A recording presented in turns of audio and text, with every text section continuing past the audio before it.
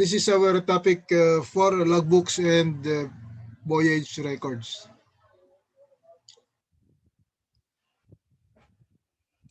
And the learning outcome, collect knowledge in maintaining logbooks and other relevant voyage records. So of course, we will not tackle all of them, but ano lang yung iba, no? FYI. Okay, so we will concentrate on the official deck logbook. This is your navigational bridge records. So maybe this is not complete or maybe more than what you will expect on board. You have the official deck logbook, which we will learn today, and then bridge bell book,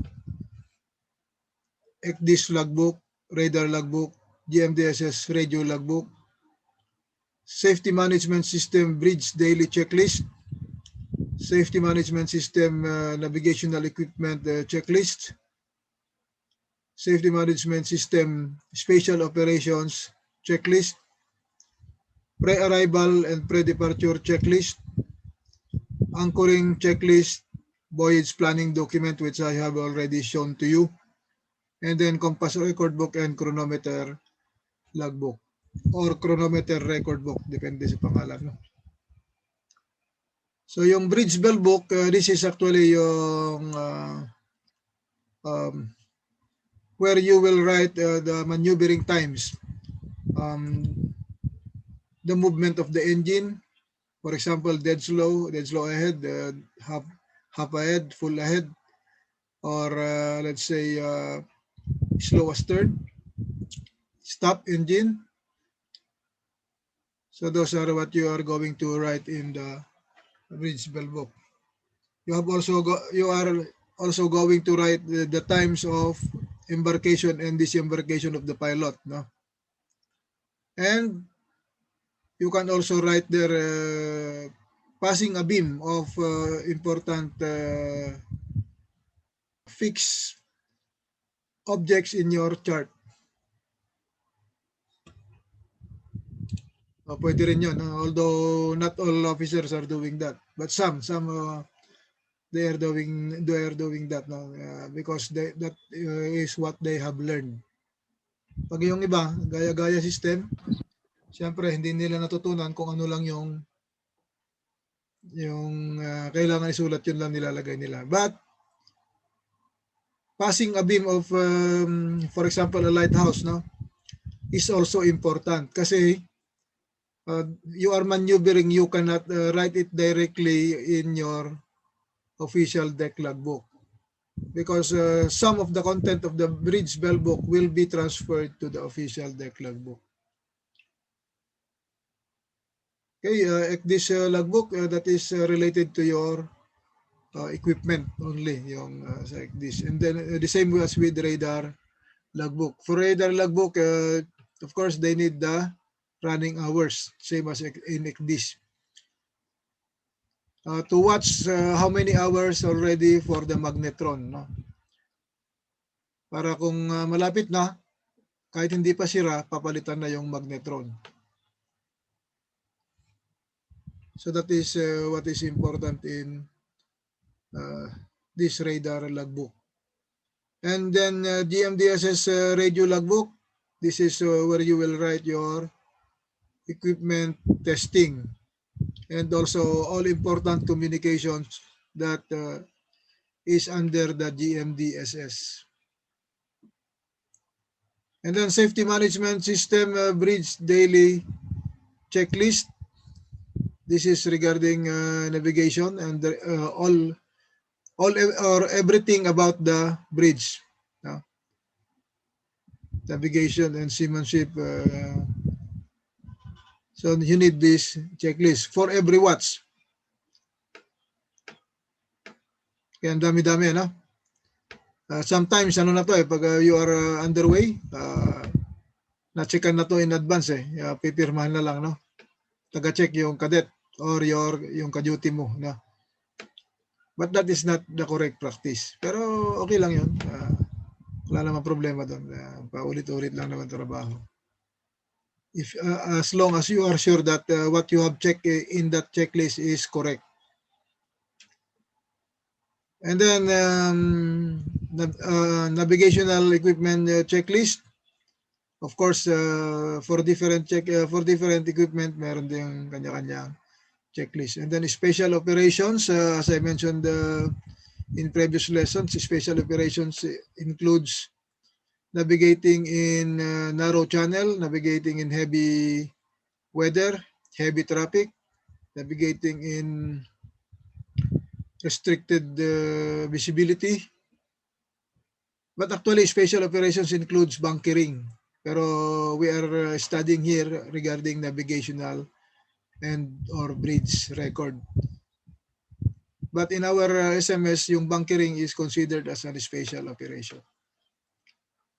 And then pre-arrival and pre-departure checklist. This is also very important. No?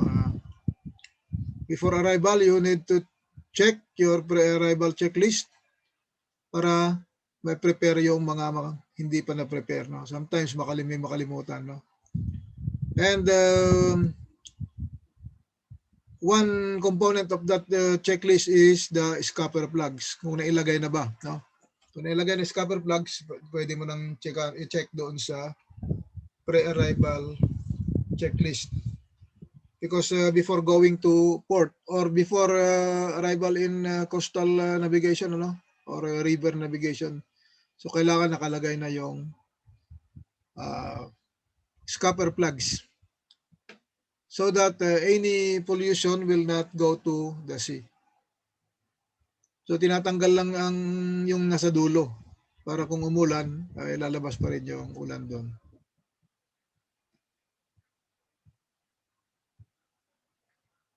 Okay, of course, voyage planning document is always with you before the start of the voyage. Compass record book. We are in every watch. We must take the gyro error or including the compass error, no? So dito na yung inyong knowledge, yung Can Dead Man Boat Twice at saka yung Tubina Morales, dati mong chick. So dito mo na magagamit. That's why that it is very important that you must remember how to do the Can Dead Man Boat Twice. Not only in your future licensure exam kasi laging nandun yan, di mawawala. No? And this is more important than your sailings. No, yung mga computation of distances, sailings. Today, that is not very important because we have our ECDIS and you can measure distance by just running or walking your tawag doon yung divider. Compass divider. But for compass error and gyro error, you need to remember what you have learned in school. No? So ganito yun. Yung your M is your magnetic compass, but actually your C is your standard compass, which is also known on board as magnetic compass. Kaya nakakalito, no? Pero actually yung magnetic, that is magnetic heading or magnetic bearing, no? Hindi siya yung compass. Pag sinabi mong compass, yan yung tinignan mo mismo doon sa compass mo, doon sa iyong magnetic compass. Kung ano yung nakita mo doon, yun ang compass mo, no? And then you will apply your deviation. Pag na-applyan mo ng deviation, that is your magnetic course or magnetic bearing. Intindihan niyo ba? Kasi yung magnetic compass mo, walang problema yon, walang deviation yon kung walang effect yung bakal. Kung hindi bakal ang barko, no? Kung plastic lahat ang barko, walang effect yung deviation. So kung ano yung nandun sa compass mo, yun na rin yung magnetic mo. Intindihan nyo? So, pag nakuha mo na yung compass course, i-apply mo yung deviation. So, saan mo naman kukunin yung deviation? Sabi ni Sir, given lang yun eh. No? So paano? Saan mo kinuha yung deviation mo?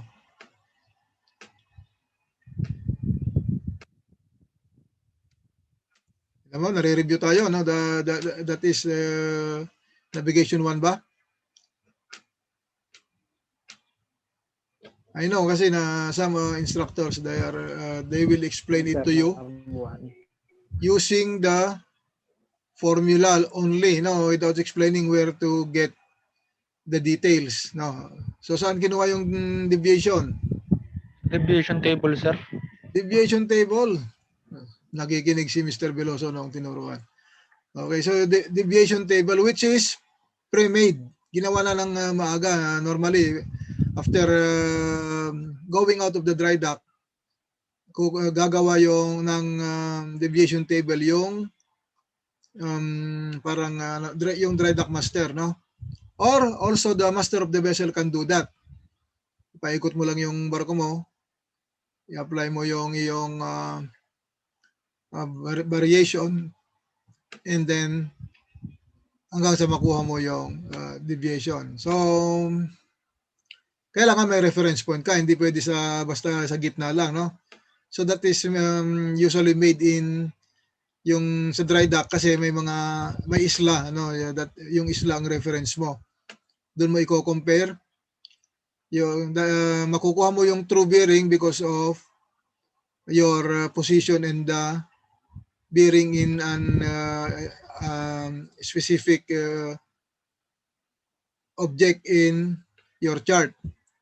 So makukuha mo kagad yung true, pabaliktad ka ngayon. Hindi ka tulad ng nasa gitna ka ng dagat, ang kinukuha mo yung true kasi wala kang reference point of true bearing. Kaya, or true heading, wala kang reference point. Ang reference mo lang is your gyro compass and your standard compass. Yung standard, that is your magnetic. So tatandaan nyo yun because in our, hindi mo makikita yung magnetic compass doon sa ating logbook. Nakalagay doon, standard. No? So saan naman kinukuha yung variation?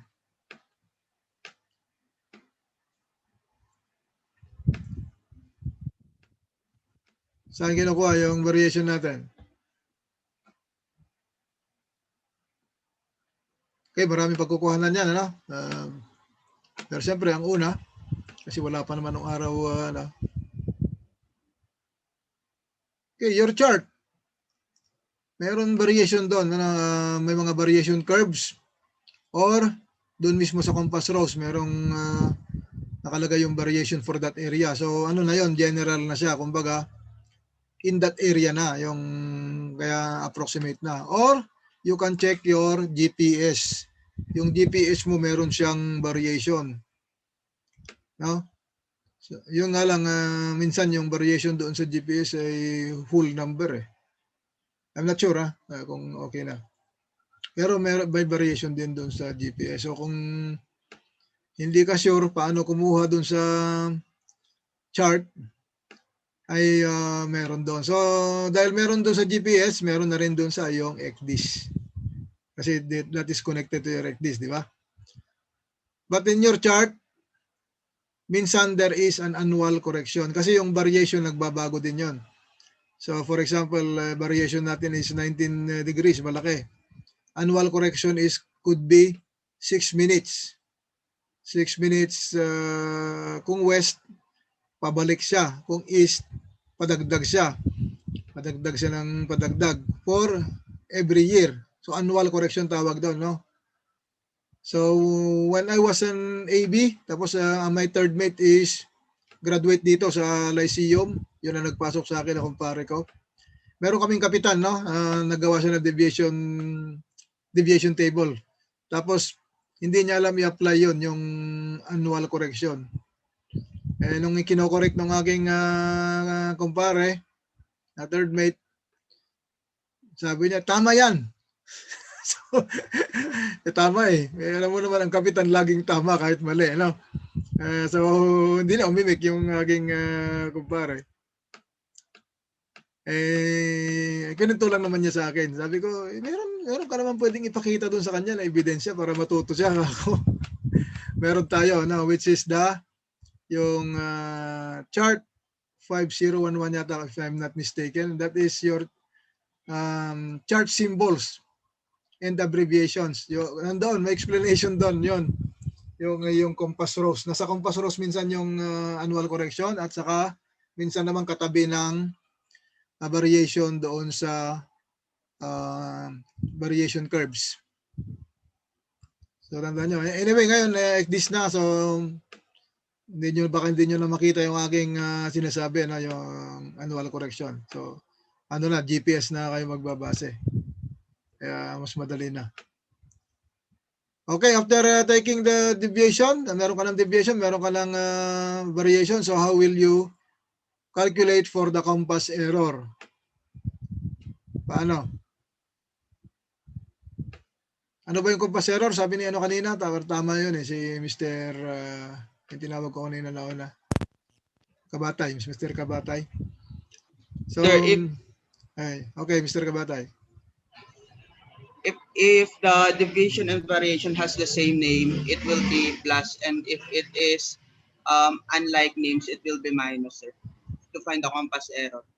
Okay, so hindi ko alam yun. Hindi ko alam yung rule mo. I do not memorize rules. No? Ang hirap. So, ganito lang. Yung variation and deviation is the true algebraic tawag dito. Algebraic sum of deviation and variation. So, ibig sabihin algebraic, ganito lang ang rule na yan. Pagka east plus positive or pagka west naman negative, no? So, kung ang variation pala na. So, variation of that is north, positive, that is south, negative, no?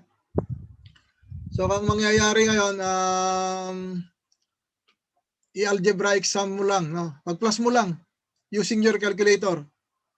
Wala ka lang isiping rule. Subukan mo. No? For example, our deviation is 4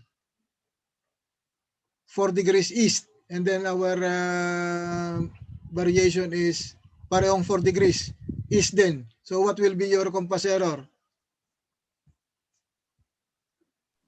Sir. Algebraic sum, east pala, bakit north and south ang nasabi?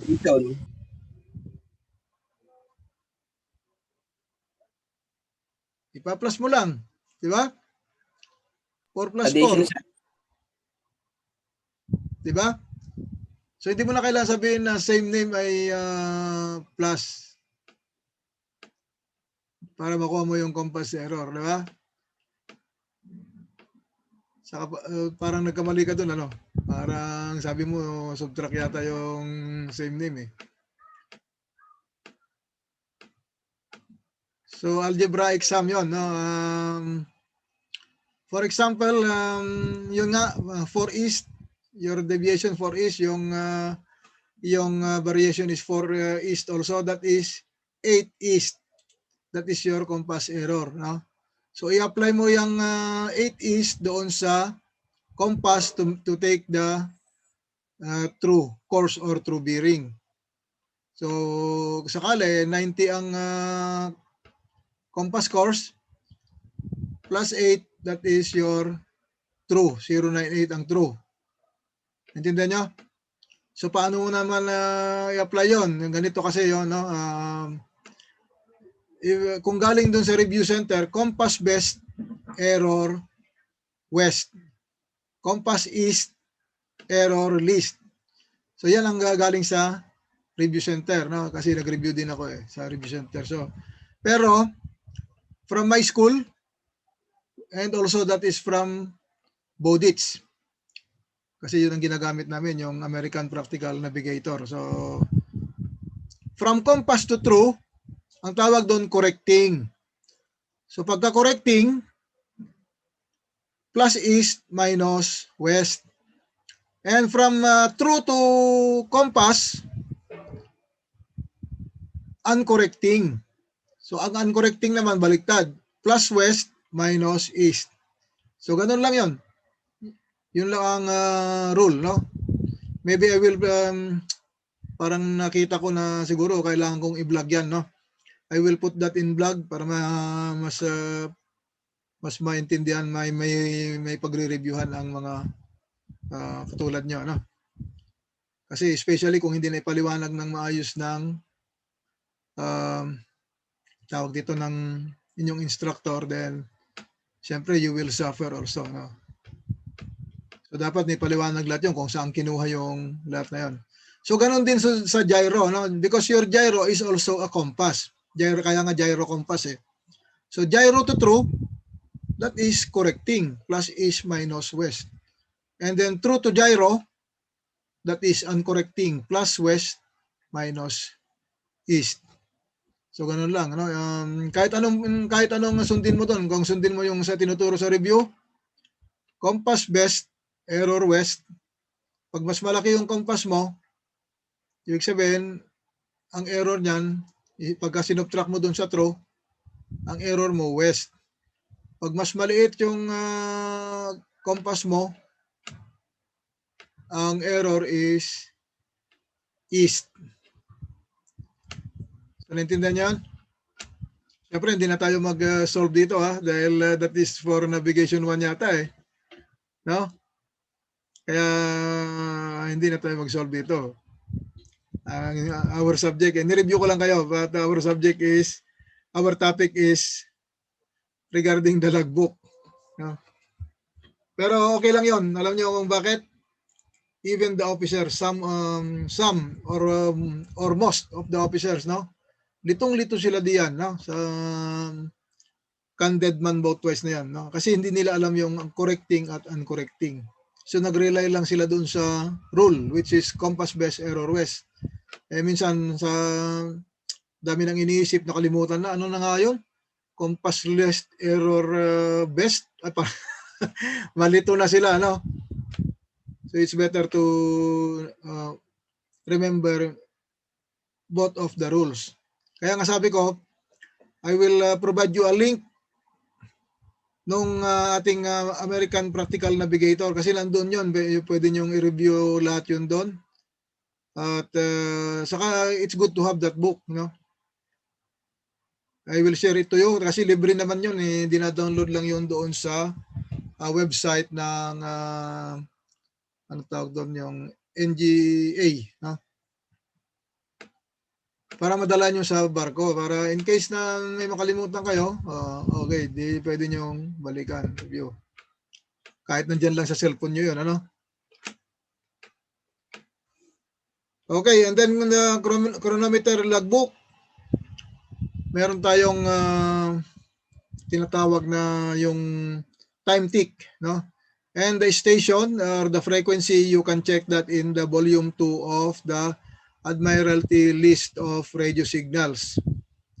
So, you go in that frequency and then hintayin mo yung, pag malapit na yung oras, yung eksaktong oras.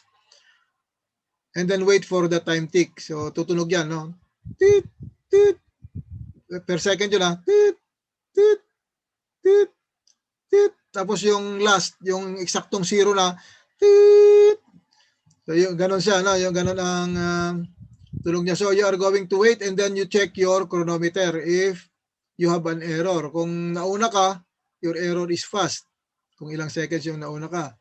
Kung nahuli ka naman ng ilang seconds, then your error is slow. So, yan ang i-record mo doon sa chronometer logbook. So, marami pang gumagawa niya ngayon. Ano? That will be one of your earliest job when you become an officer. Kasi third mate ang in charge dyan.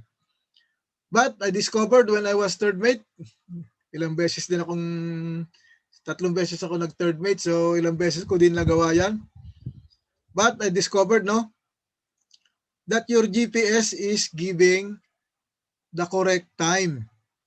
Yung GPS, may time yan. So that is giving the correct time already.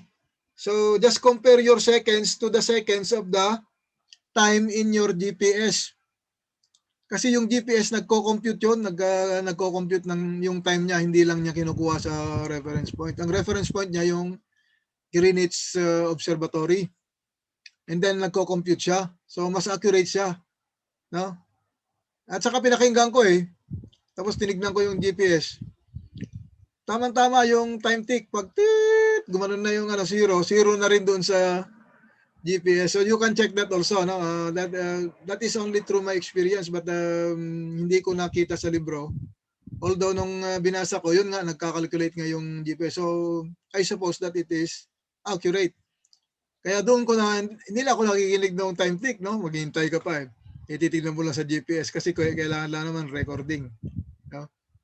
Sa logbook. Unless na yung chronometer logbook, may nakalagay doon na ilalagay mo pa kung saan frequency mo kinuha. Pero normally wala eh. Yung time lang saka yung error. Okay?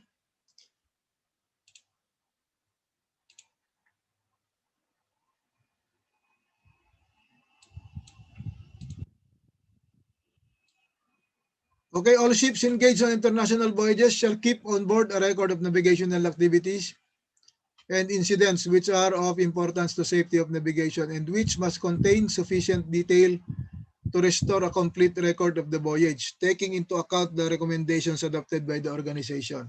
When such information is not maintained in the ship's logbook, it shall be maintained in another form approved by the administration. So this is your regulation regarding the logbook. No?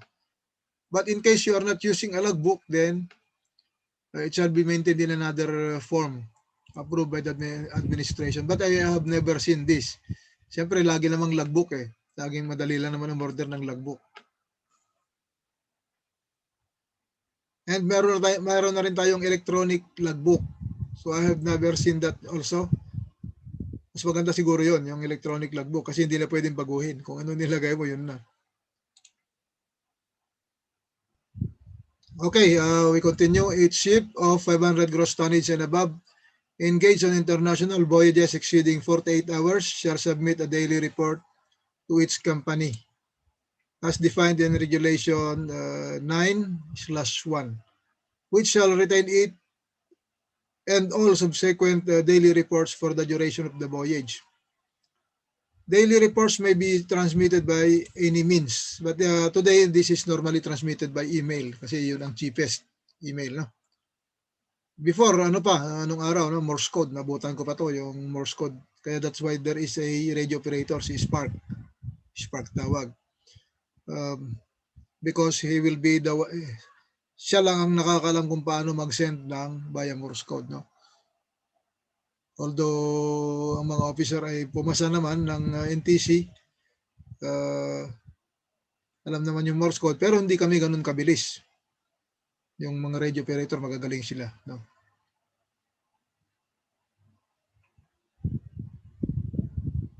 Okay, there are also automated reporting systems, pero hindi pa ako nakakita nito kasi of course, if your company is cost cutting, bakit pa? Ang mura naman ng email, di ba?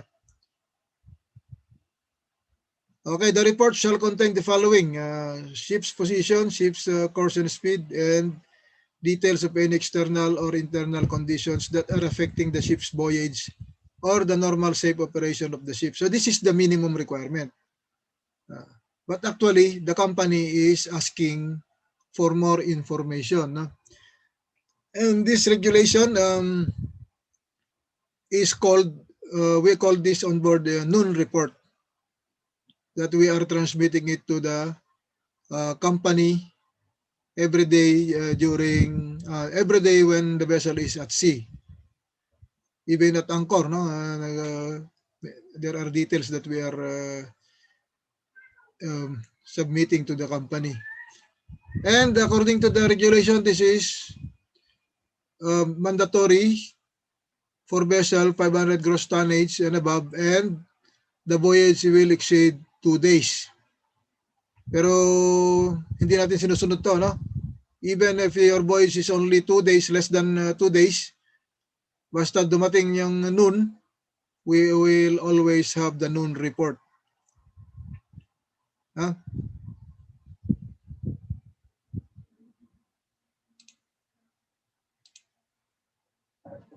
Hindi pa nakasali. Okay, and also yung non-report, kasama doon yung calculation of average speed and the distance run from noon to noon. So ibig sabihin yung buong araw, isang araw. Kaso ang reference mo is noon. From noon to the next noon. Yun ang kinakalculate ng distance and then divided by the time traveled. That will be your average speed for that day, noon to noon. And then you have to report also yung total average speed. It means yung total distance covered divided by the time traveled from the start. Yun ang total average speed. So there are also distance to go as according to your plan. So nire-report din yun sa noon report. Including fuel oil, diesel oil, at saka yung lube oil and fresh water. So nire-report din natin yan. Oh yes, Mr. Bagsit, you raise your hand. Sorry, sir. Akala ko may tanong. Nagmamatik po, sir, yata ng kanya dahil hindi ka mo po inaigo. Ay, ganon? Walang ganon, ha? Siguro po, sir. Hindi ko po, sir, napipindot eh. Baka Sorry po, sir. nagmamalpong siya na. Siguro nga po, sir. Okay, anyway, let us continue. So, for noon to noon, how many hours will you travel?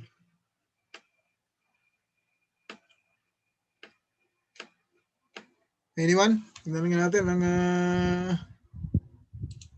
galing nyo. Mr. Miala. Carlo. Sir, So, from noon to noon, how many hours is the time traveled? noon to noon.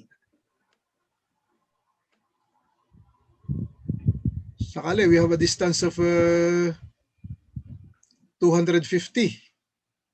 nautical miles. Tapos, siyempre, para makuha natin yung average distance, average speed, then we need to divide it by time, which is yung time traveled from noon to noon. Okay, Mr. Pagsuyuin, nagtaas ka ng kamay. 24 hours, sir. Are you sure? Yes, sir. Siyempre, nandito ka pa sa lupa. That's why you are sure that it is 24 hours. 48 hours. 48 noon to noon? Dalawang noon na yun. Mr. Bagsit, masyado na mahaba yun. Ano? Malapit-lapit na yung 24 eh. So, actually, tama na yun yung 24, pero may kulang. No? Di ba pwedeng 23? Di ba pwedeng 25? 24 hours and 1 day. One day nga yun eh. One day, di ba? So, ilang oras sa isang araw? 24. Kasi noon to noon eh. Isang araw yun. Kaya nga daily report. No? Pero, meron pa kayong hindi alam. That's why I'm asking so that you will be informed. No? Hindi ba pwedeng 23 hours? Hindi ba pwedeng 25? Yan ang tanong ko.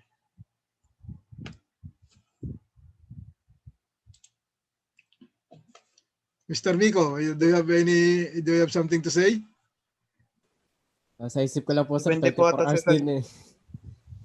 Pwede, sir. Sir. Pero yung speed. Huwag sabay-sabay, no? Kaya nga, we are taking the average speed for one day. So, syempre may distance ka. Let's say, ang distance mo is 250 lang, mabagal. And then, divide it by your time traveled. Kaso nga lang, ano yung time traveled mo? Mr. Kamagon. Yes, sir. So, ilan? Ano yun, sir? Ano pong distance, sir? ang distance natin is let's say 250 nga for example lang. Pero I'm asking what is the time traveled from noon to noon?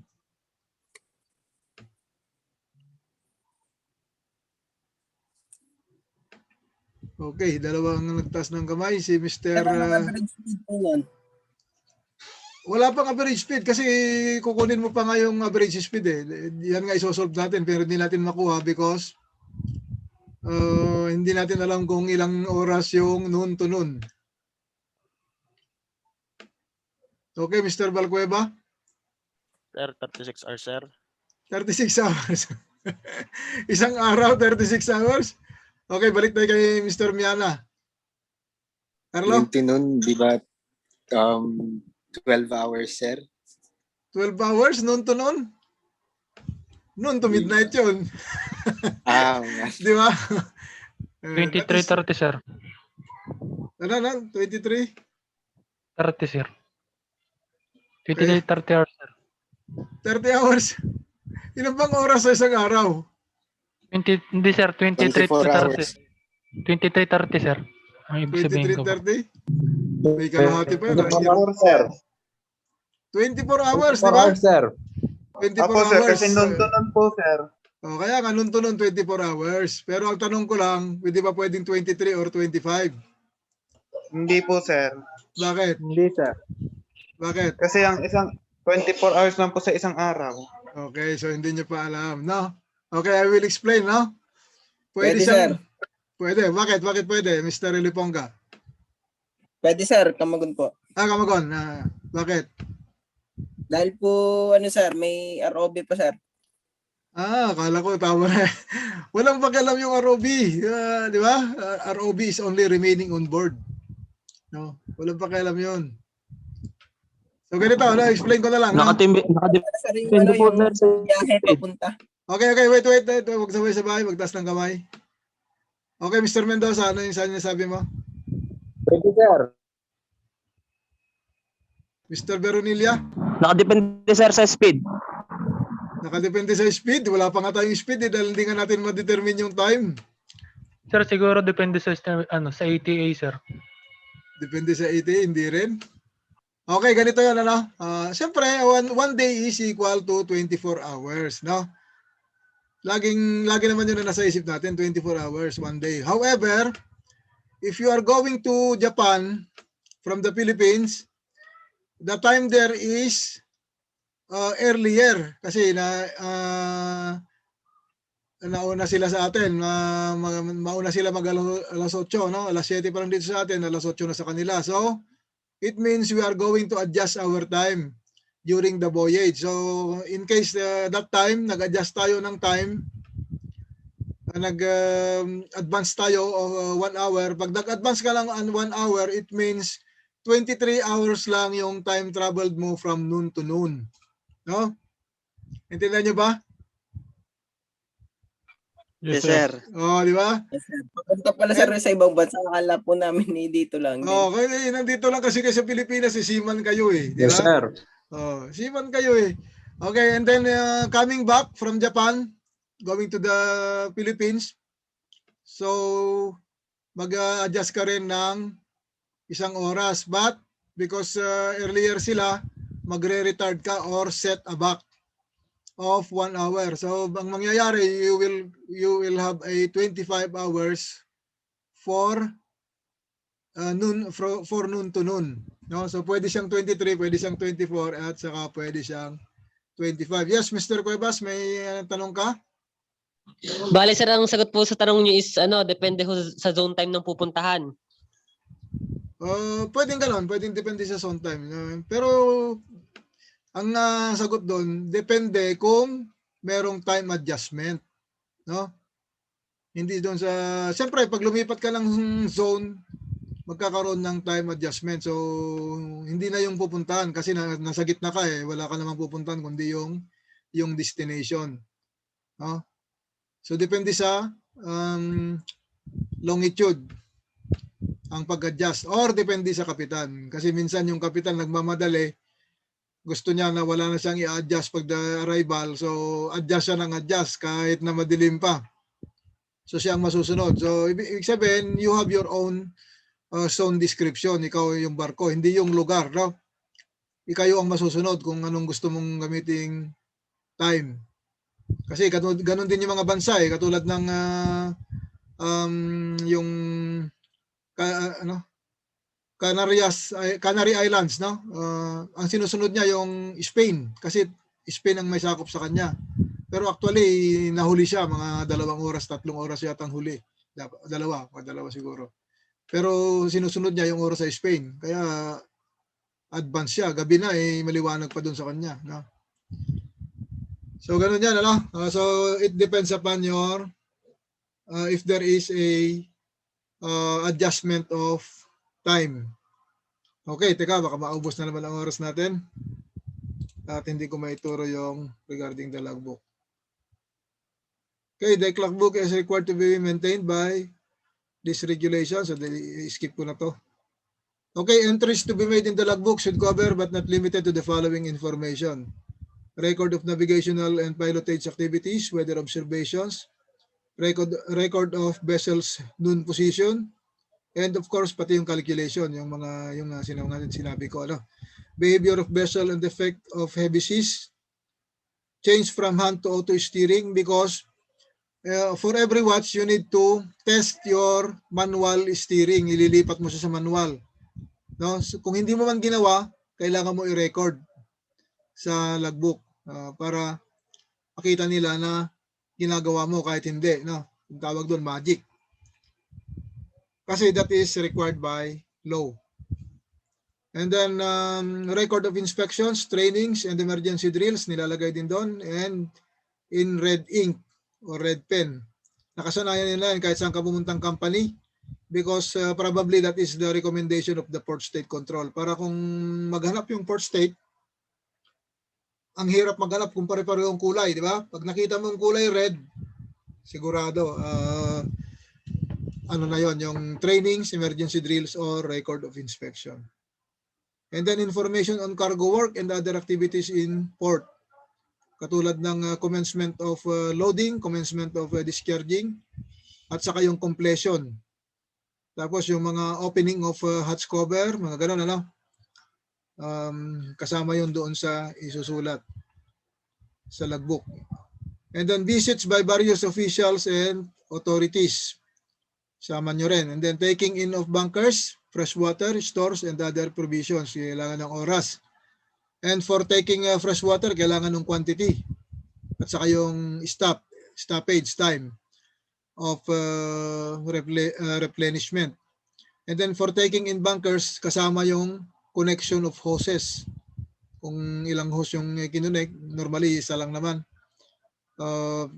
Kung kailan na start ng pumping, mga ganon, ano, yung mga details of the bunkering. So pag nakuha mo yung time, huwag mo munang isulat sa logbook. You have to wait for the chief engineer for the official time, kasi may official time binibigay ng surveyor sa bunkering boat. Kaya yun ang gagamitin mo pagsulat dito sa logbook. So i-note mo lang muna para meron ka kaagad time. Just put it in an scratch and then iipit mo lang doon sa logbook. And then stowaway and contraband search, that is required by the ship security plan, and also ship security plan related reports nilalagay din. Pero normally ito lang yung mga stowaway and contraband search, kasi ang regarding reports regarding the SSP, that is a security matter, so sikreto, dapat hindi nilalagay din sa logbook lahat, no? And then all other information considered relevant to the watch.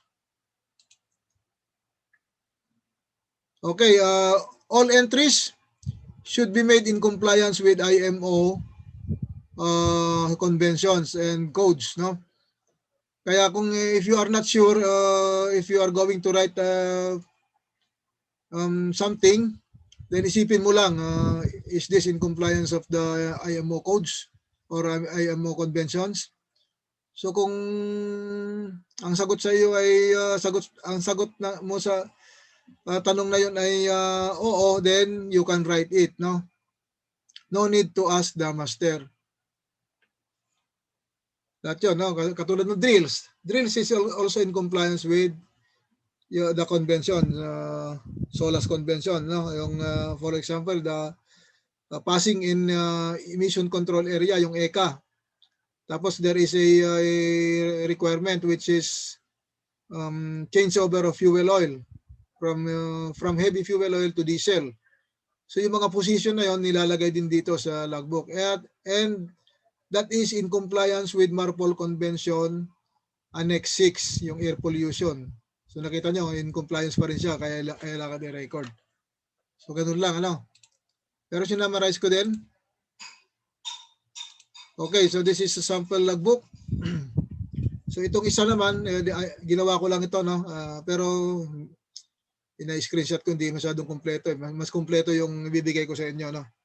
Later. So I will give you an Excel form to fill up, and you will submit that to me to the assignment section, no?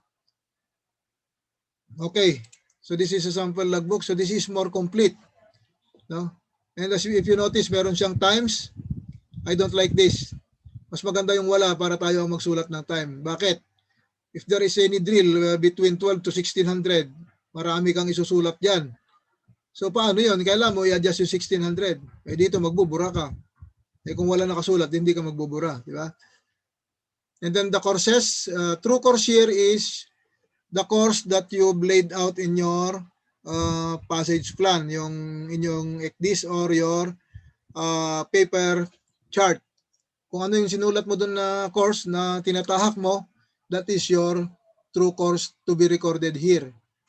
And then yung gyro, kung saan nakalagay yung iyong gyro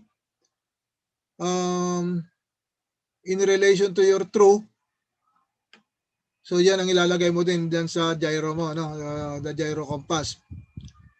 Kasi yung timon mo ang nakalagay doon, that is already your gyro compass, pero gyro repeater tawag doon, no? Yung parang compass card niya, no?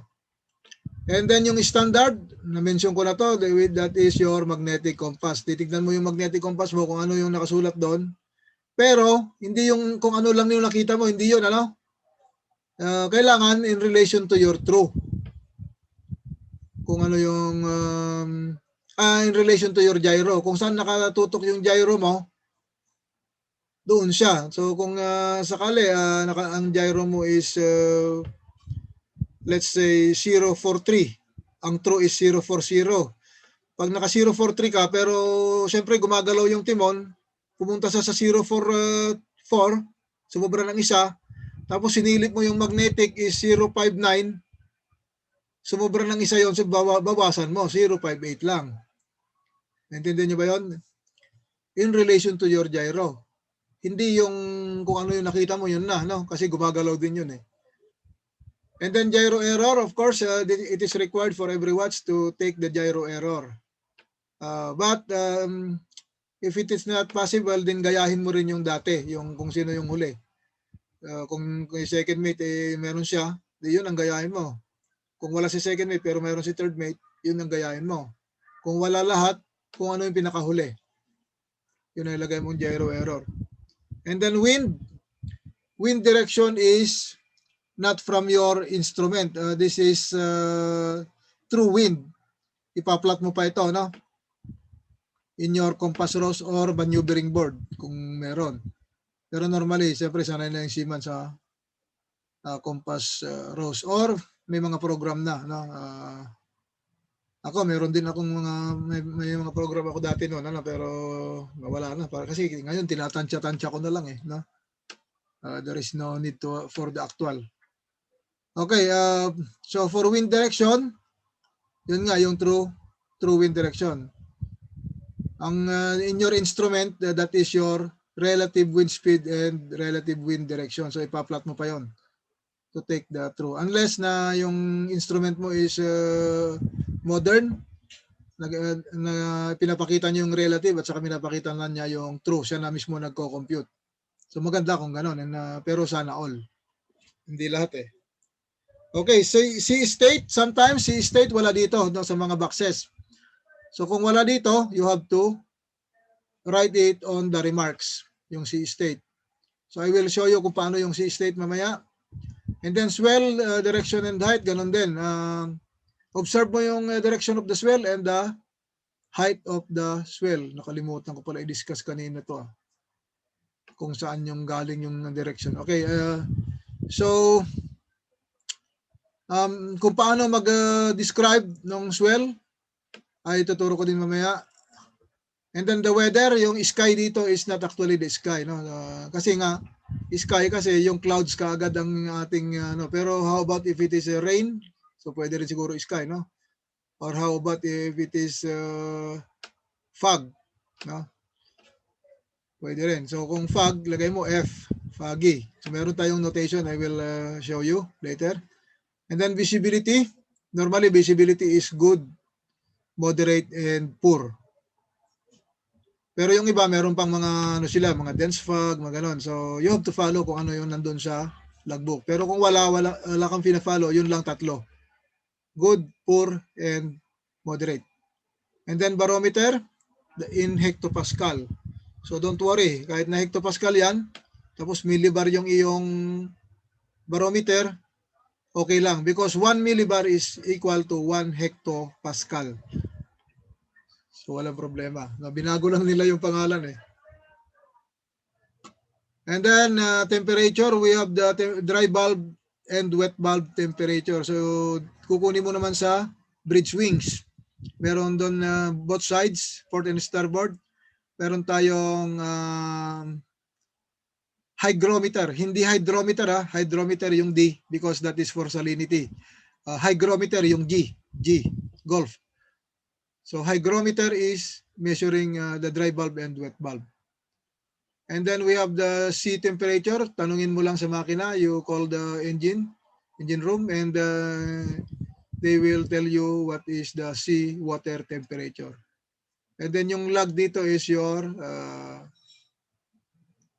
yung speed log and distance log, no? And then engine revs is your RPM.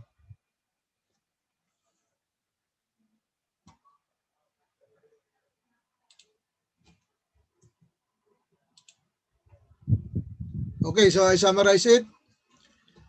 Entries in the deck logbook is your true course, standard course from magnetic compass, gyro heading, RPM, wind direction, true, and then wind force. Hindi ko pala na-mention, wind force. Wind force is from the Beaufort wind force scale or Beaufort wind scale. And then weather observation, this is yung nakalagay doon, sky, no?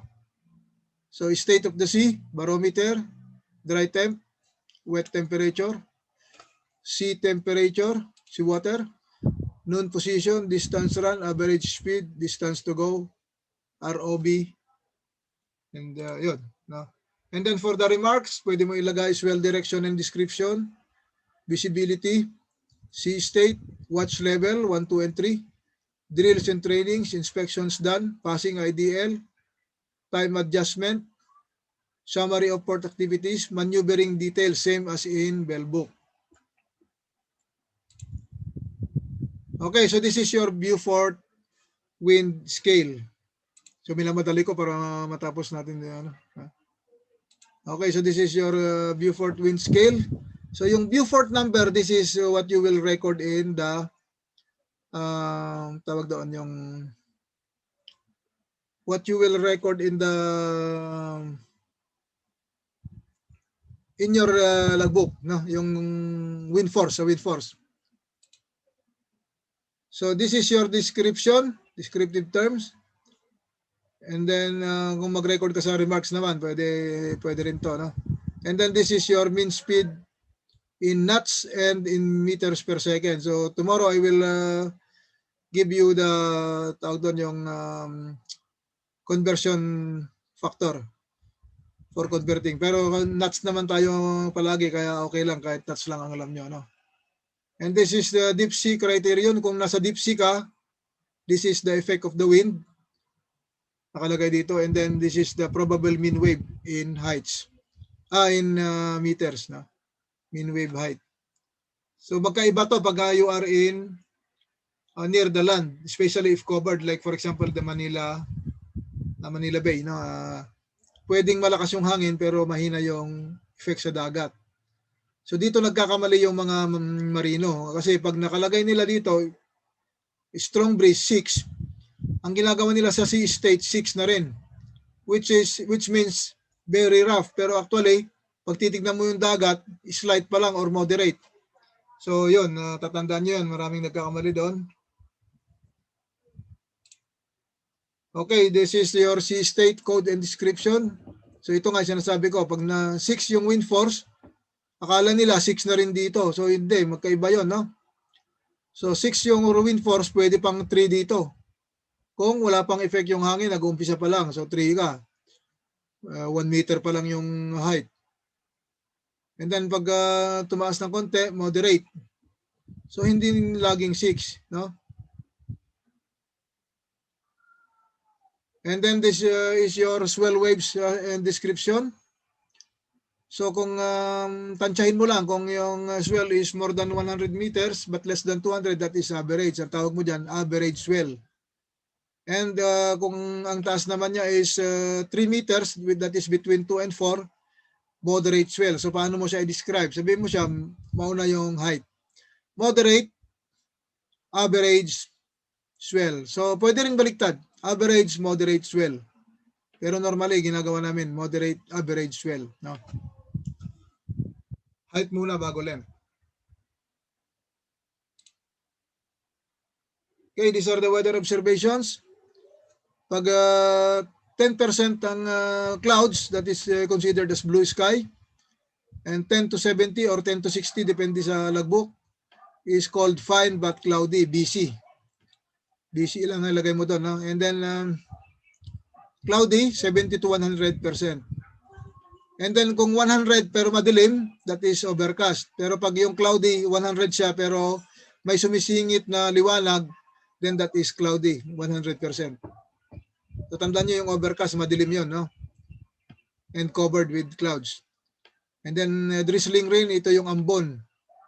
Fog, gloom, yung gloom medyo madilim din to, no? So normally pag overcast, may gloom din, no? And then hail is yung ulan ng yelo. No, so delikado to sa Australia, maraming nabasag na mga na kotse, no. So it happened also here. Even in Ibaan, na may estudyante ko na tinawanan nila dahil nagsabi siya na mayroong maliliit nga. Walang pinipiling lugar to, no, kahit mainit, may tendency. So pero mas malamang sa malamig. So sa Baguio, palaging sanay na sila nito makakita ng hail. Then lightning, alam niyo na yan, mist, passing showers, squalls. Squalls is yung biglaan na parang sasama yung panahon. Para siyang thunderstorm, no? Rain, snow, thunder, ugly threatening weather, visibility due, haze. Haze naman is para rin siyang fog. Mas manipis lang.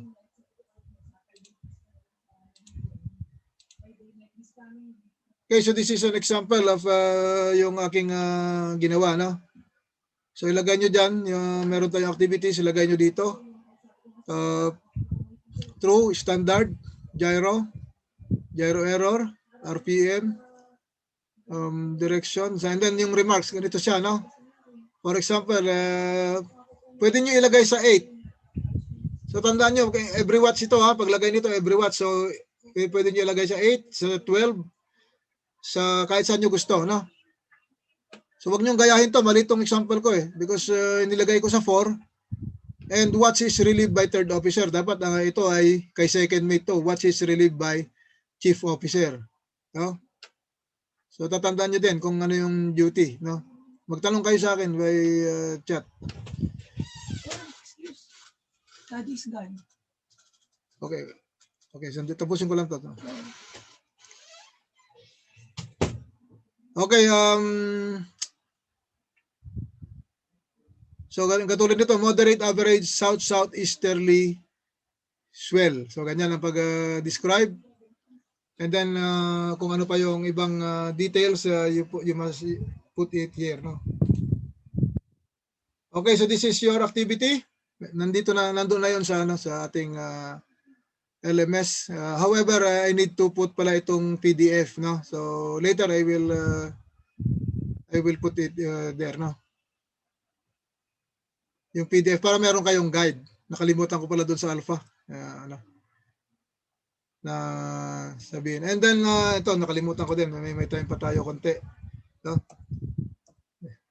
So for swell,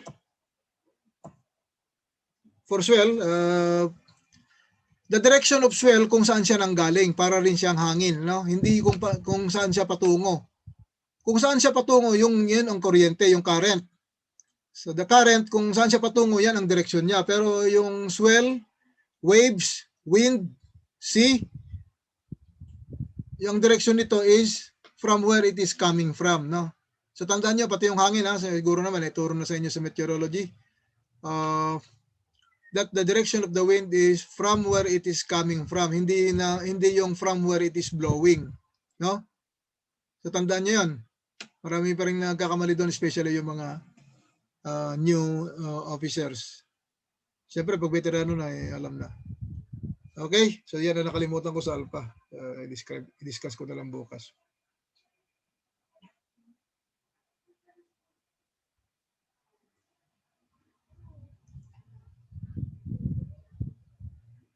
Okay, gentlemen, thank you for listening. Medyo na mahaba ang discussion natin ngayon, but that is very important. No? So, thank you for listening.